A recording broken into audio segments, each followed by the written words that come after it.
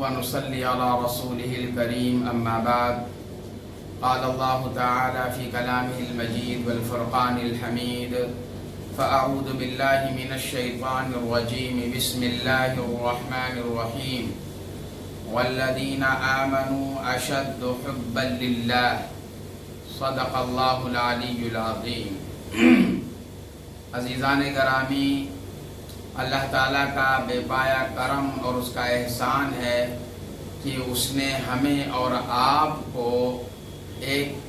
دینی جلسے میں شرکت کی توفیق عطا فرمائی۔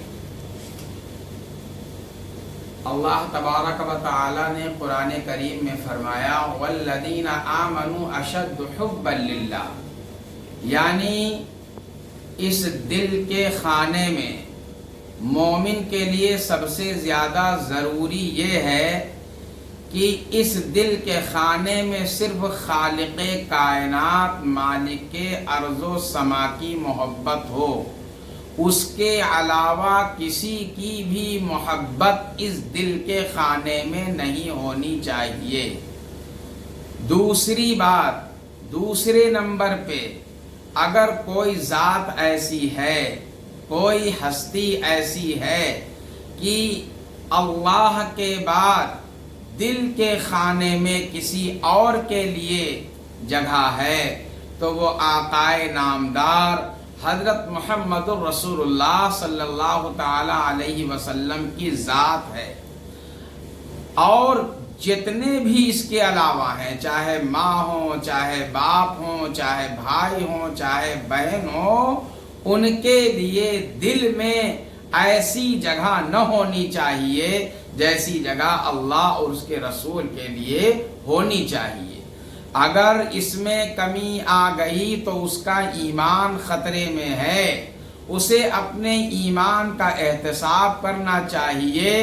میں نے قرآن کریم کی آیت پڑھی، اللہ تبارک و تعالی فرماتے ہیں والذین آمنوا اشد حبا للہ، اور وہ لوگ جو ایمان لائے ہیں وہ جان لیں کہ سب سے زیادہ اگر محبت کے لائق کوئی ذات ہے، کوئی ہستی ہے تو وہ اللہ تبارک و تعالی کی ہے، اس منعم حقیقی کی ہے، اور اس کے بعد اگر کوئی ہستی ہے تو آقائے نامدار صلی اللہ تعالی علیہ وسلم کی ہے۔ حضرت انس ابن مالک رضی اللہ تعالی عنہ سے روایت ہے، متوفی سن 93 ہجری، انہوں نے روایت کیا کہ آقائے نامدار صلی اللہ علیہ وسلم نے فرمایا، بخاری کی روایت ہے، جلد نمبر 1 صفحہ نمبر 7، مسلم شریف جلد نمبر 1 صفحہ نمبر 49 پر اللہ کے رسول صلی اللہ علیہ وسلم فرماتے ہیں لا یؤمن احدکم حتی اکون احب الیہ من والدہ وولدہ والناس اجمعین، تم مومن نہیں ہو سکتے ہو، تم مومن نہیں ہو سکتے ہو یہاں تک کہ میں تمہارے والد سے، تمہاری اولاد سے اور ان تمام چیزوں سے محبوب نہ ہو جاؤں۔ پتہ یہ چلا کہ اللہ کے رسول صلی اللہ علیہ وسلم کی محبت اگر کم ہو گئی اور ان لوگوں کی محبت اگر غالب ہو گئی تو ہمارا ایمان خطرے میں ہے، پھر ہمارے لیے نجات بڑی مشکل ہو جائے گی۔ اسی طرح سے حضرت ابو ہریرہ رضی اللہ تعالیٰ عنہ نے ارشاد فرمایا، آقائے نامدار صلی اللہ تعالیٰ علیہ وسلم نے فرمایا والذی نفسی بیدی، بخاری کی روایت ہے جلد نمبر 1 صفحہ نمبر 7 پر، والذی نفسی بیدی لا یؤمن احدکم حتی اکون احب الیہ من والدہ وولدہ،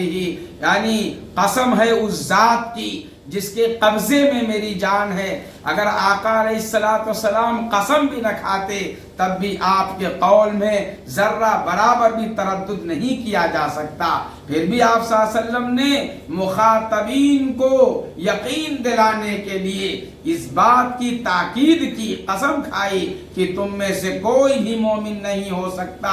جب تک کہ میری محبت ان تمام لوگوں پر غالب نہ ہو جائے، چاہے وہ اولاد ہو، چاہے وہ والد ہو، چاہے پوری دنیا کی اور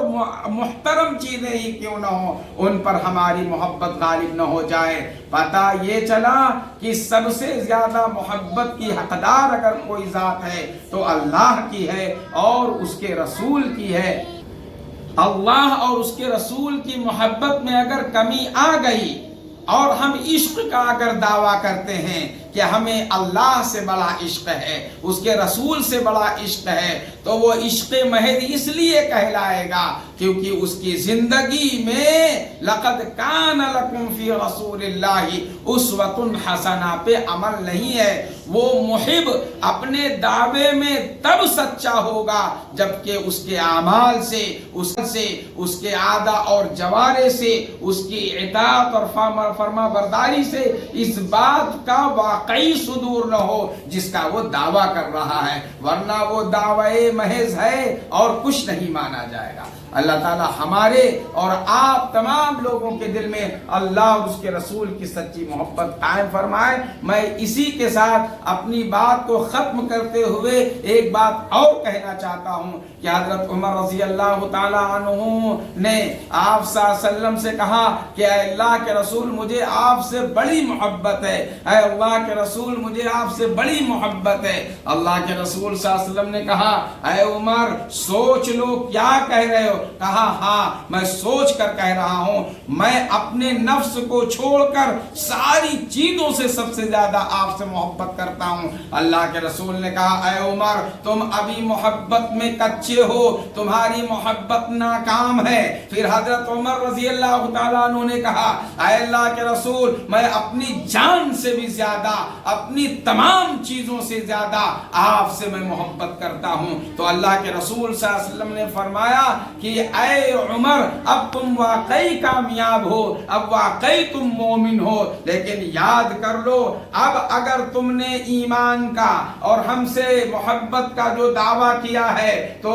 اب تیار ہو جاؤ، پریشانیاں، صعوبتیں، مشقتیں، صبر، آزمائش کو جھیلنے کے لیے۔ کیوں؟ کیونکہ جب لوگوں نے اللہ اور اس کے رسول سے محبت کی ہے ان کے سامنے اہل باطل نے پریشانیاں اور روڑے اور مسائل اور آلام اور دکھ ان تمام چیزوں کو ان کے راستے میں بچھائے ہیں، اور آپ کو وہاں پر ڈٹنا پڑے گا، آپ کو وہاں پر کھڑا کھوٹا ہونا اترنا پڑے گا، اور اگر وہاں پر آپ ناکام ہو گئے تو یہ جانا جائے گا کہ آپ محبت کے دعوے میں اور عاشق رسول کے دعوے میں کچے ہیں، آپ کا دعویٰ محض دعویٰ ہوگا اور وہ دعویٰ باطل ہوگا۔ عزیزان گرامی کوئی معمولی بات ہے، ہم لوگ عاشق رسول کے گیت گاتے ہیں، آپ صلی اللہ علیہ وسلم کے بارے میں قرآن کا اگر آپ مطالعہ کریں گے تو آپ کو پتا چلے گا کہ واقعی جن لوگوں نے سچی محبت اللہ اور اس کے رسول سے کی ہے وہ دنیا اور تمام جہان کے لیے وہ نمونہ بن گئے۔ کیوں؟ اس لیے کہ اللہ کے رسول صلی اللہ علیہ وسلم نے کہا اصحابی کالنجوم بأیہم اقتدیتم اہتدیتم، میرے صحابہ ستاروں کی طرح ہے، اگر ان میں سے تم کسی ایک کی اقتداء کرو گے تو ہدایت پاؤ گے۔ کیوں کہا؟ اس لیے کہا کہ انہوں نے جو دعویٰ کیا تھا ان دلیل موجود ہے، ان کی زندگی موجود ہے، وہ تمام زندگی میں کہیں بھی آپ دیکھیں گے، مطالعہ کریں گے تو آپ کو پتا چلے گا کہ کہیں بھی آپ ان کی زندگی میں کمی نہیں نکال سکتے۔